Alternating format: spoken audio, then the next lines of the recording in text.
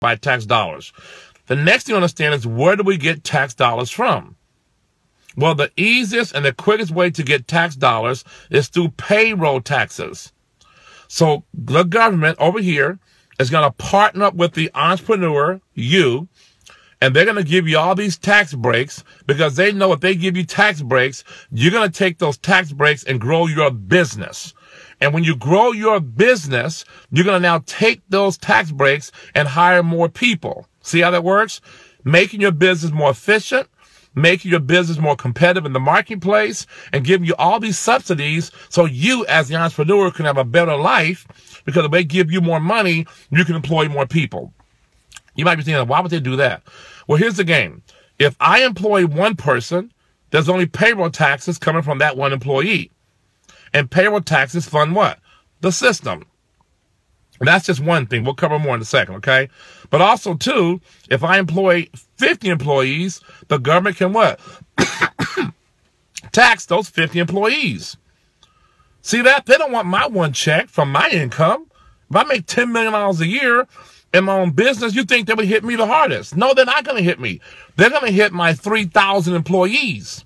Okay, why? Because my 3,000 employees are going to pay taxes every week, every 2 weeks. And the government says, Gary, you are what? The owner. We would like for you to take out of Joe's paycheck before he gets his hands on it, because we don't trust the employee. He's a liability to the system. He's not an asset. Take out his paycheck through payroll taxes and hold that money in your account for a complete year. You get all the interest on it. At the end of the year, you can pay the payroll taxes. So, for example, if I hire you and you work for me and I pay you $1,000 a week, and let's say you're in a 35% tax bracket, okay? I'm going to deduct $350 from your check. It's not the government. It's me. I'm taking $350 out of your check. You're going to take home $750 to your wife and your kids.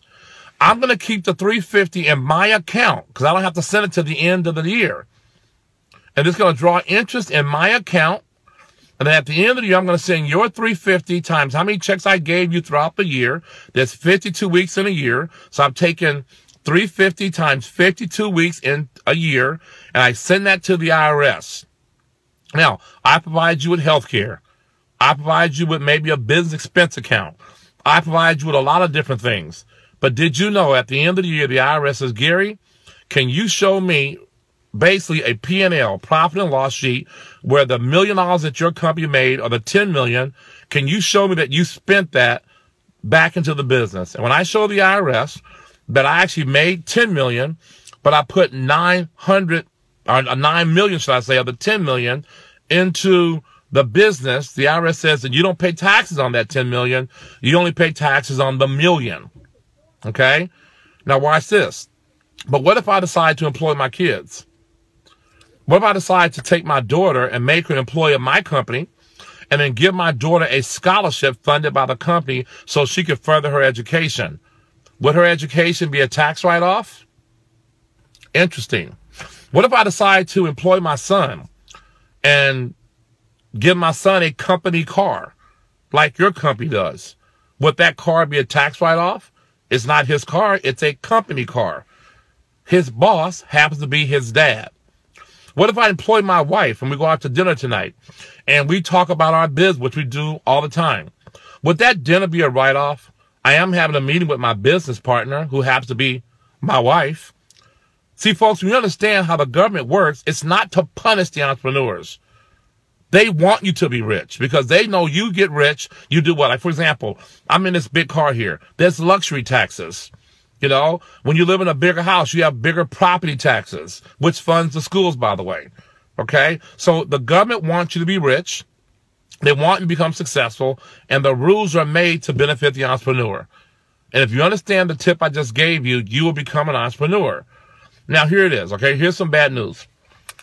After I took out your check, $350, and you took home $750 to your spouse, assuming I paid you $1,000 a week gross, after I took out of your check, you take the $750, and your wife calls and says, honey, on the way home, can you please fill up the car for work tomorrow with gasoline? You stop by the gas station, and you pump $50 into your tank. Did you pay attention to the actual price of the gas? Because guess what? There's also fuel taxes, again, that you have to pay. Now, mind you, you already paid taxes before I gave you your check. Your wife said, honey, by the way, fill up the gas tank. Also, stop by Walgreens because we're out of toilet paper. You know, we're out of Pampers for the kids. Well, guess what? There's sales tax.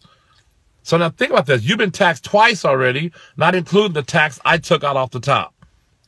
You come home, your wife says, honey, what do you have left? Well, baby, I stopped by Walmart. I also stopped by the gas station. I got some gas as well. It's okay, great. Give me the checks.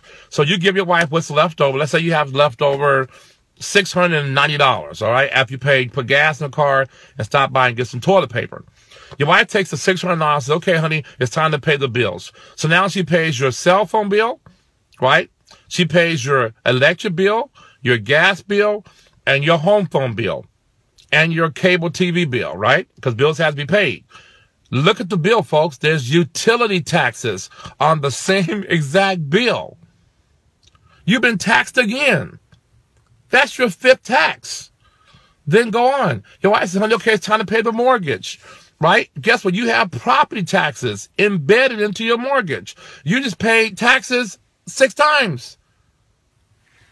Folks, you say, I want to start saving money. I want to send my kids to college. I'm going to put money in investment, which I think you should do that. But guess what? There's capital gain taxes. Because you put in $50 a month, you're junior to go to college, and all of a sudden $50 a month, $600 a year, you make a profit of 10%. Let's say you have a profit of $60 and you're $600. Well, that's what? That's a capital gains. You pay taxes on that $60.